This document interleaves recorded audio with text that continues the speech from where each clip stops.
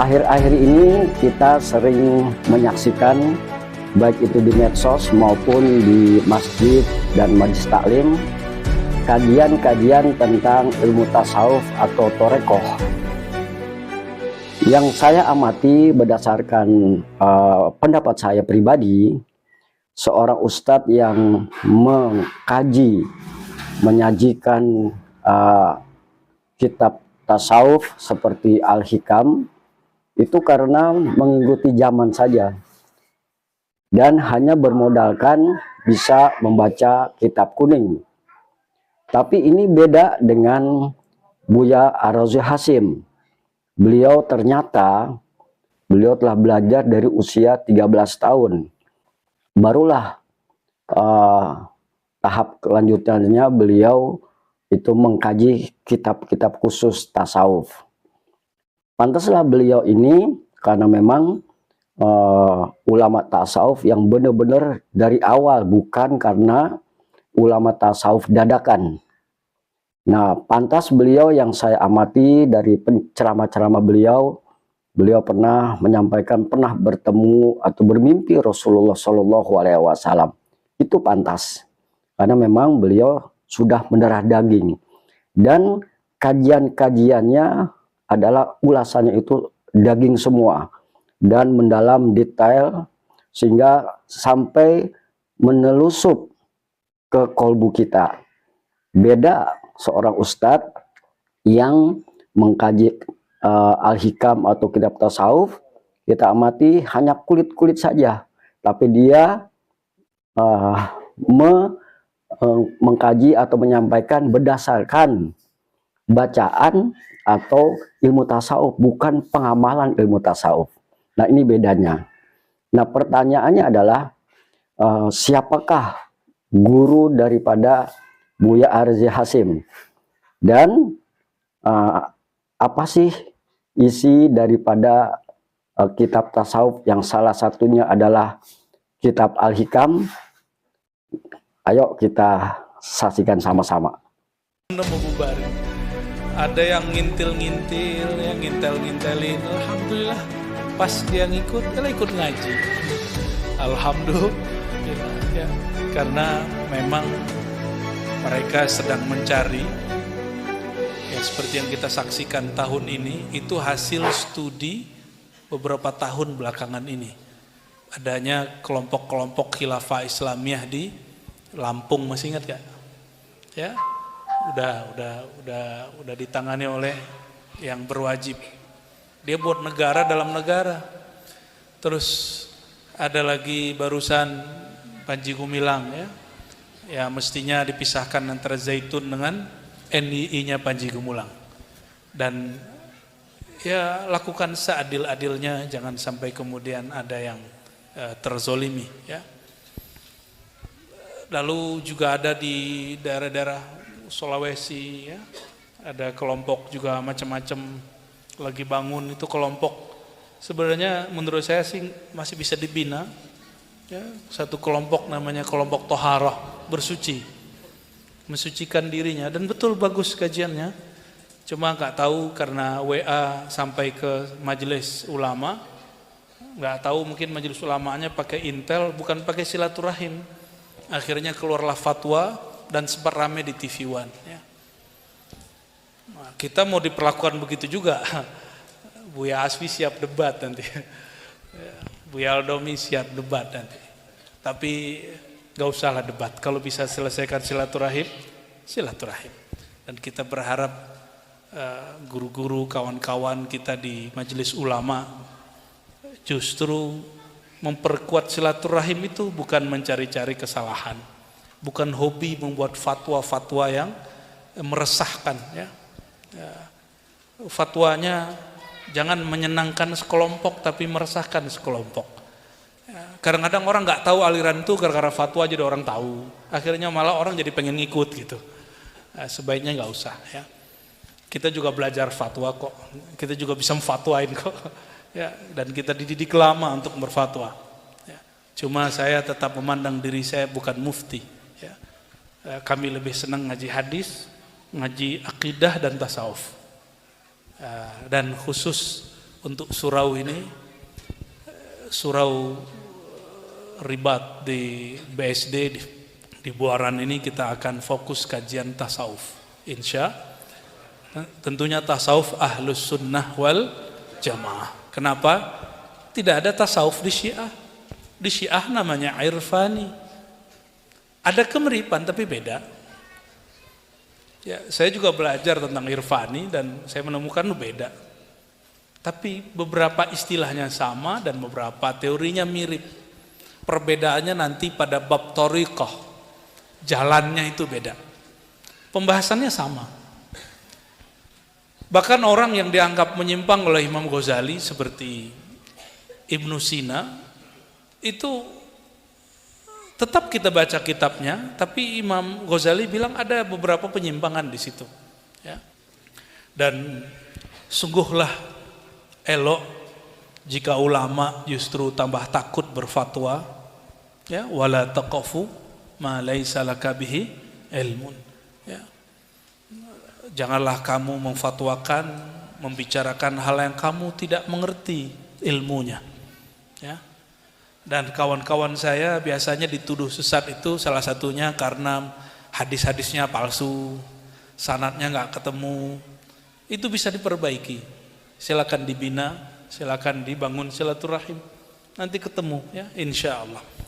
Baik teman-teman, dan insya Allah kami menjamin walaupun kita bukan paling benar, tapi insya Allah kita berusaha mendekati kebenaran.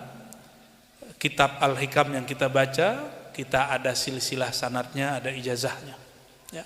Dan kami, walhamdulillah, mungkin kalau teman-teman ini dari kecil belajarnya fikih, akidah. Saya sebaliknya, dari kecil saya ngajinya tasawuf. Ya. Kalau untuk sama cukup mendengar itu saya oleh ayah saya sudah dibawa sejak umur 9 tahun. Tapi mulai ngaji mulazamah umur 13 tahun barengan dengan belajar thariqah. Sampai sekarang. Dan guru kami masih hidup, kalau kurang yakin sekarang silakan datang ke Payakumbuh. Itu masih ada Abuya Syekh Nu'man Bashir, ya. Nu'man Bashir ini beliau murid dari ulama karismatik di zamannya yang namanya Syekh Allamah Al-Usuli Mukhtar, ya. Beliau ahli usul, tidak pernah kuliah ke Arab, tapi kalau nulis kitab pakai bahasa Arab. Namanya Syekh Mukhtar. Thariqahnya Naqsyabandi, mazhabnya Syafi'i, akidahnya Asy'ariyah Ahlus Sunnah wal Jamaah, ya. Dan semua guru saya begitu. Alhamdulillah semuanya ahlus sunnah. Jadi nggak usah khawatir. Cuma mungkin nanti ada orang yang ngaku-ngaku atau yang bergaya seakan-akan ahlus sunnah itu milik dia. Nanti sertifikasi ahlus sunnah lewat dia. Wah, loh siapa yang ngangkat? Emang Rasulullah angkat dia? Nggak ada urusannya. Ahlus sunnah ini milik bersama, rumah besar bersama, milik kita bersama. Kalau ada orang bertanya, hikam itu di bagian apa di dalam agama kita?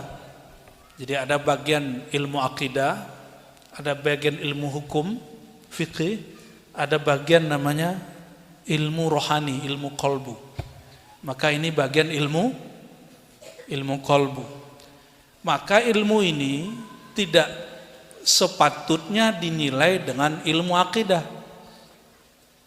Tapi basicnya adalah ilmu akidah. Basic dia fikih. Tapi fikih dan akidah tidak bernilai tanpanya. Sholat, kalau rukun sholat ada berapa? Rukun sholat 13, adakah di situ rukun khusyuk? Nggak ada. Lalu di mana orang belajar khusyuk? Mesti bertasawuf. Jadi kalau orang ngomong kamu belajar fikih aja nggak bisa. Tambah mumet. Mesti belajar tasawuf. Karena fikih urusannya ke hukum pada badan. Hukum pada badan. Contohnya wudu. Yang diwudukan otak atau badan? Yang diwudukan kolbu atau badan? Badan. Maka wudu itu urusan badan. Tapi kalau orang berwudu tanpa nama Allah, apa kata Nabi SAW? La wudu'a liman lam yadhkur ismallahi alaih. Hadis Imam At-Tirmidzi. Ya, hadisnya hasan, bahkan disahihkan oleh beberapa syaikh. Tidak sempurna, bahkan tidak sah salat wudu orang yang tidak menyebut nama Allah.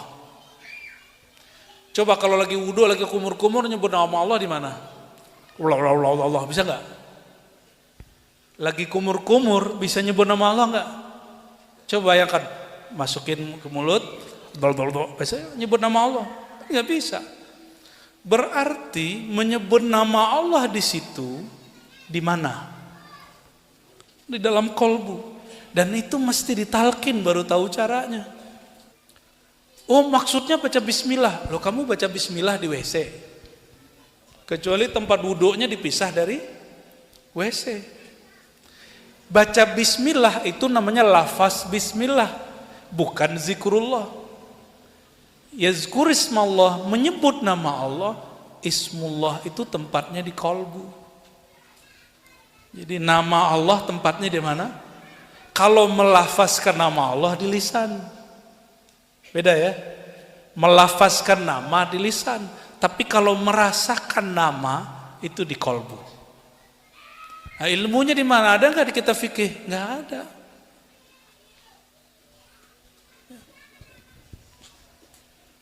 Ya dulu terjadi usaha ulama kita memisahkan ilmu supaya mudah.